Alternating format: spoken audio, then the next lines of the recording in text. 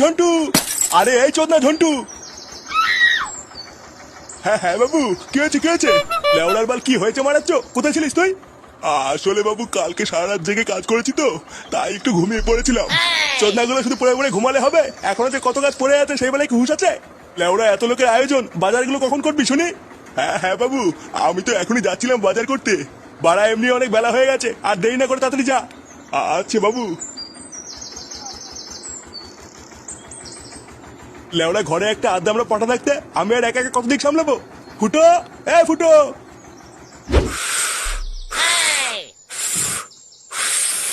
উফ, বাড়া বালের বেলুন ফুলাতে ফুলাতে মুখটা পুরো ব্যথা হয়ে গেল। ফুটো দে, আমি একটু ফুলিয়ে দেই। লেওরা, বেলুন ফুলানোর জন্য না গাড়ি দম থাকা লাগে বুঝলি তো?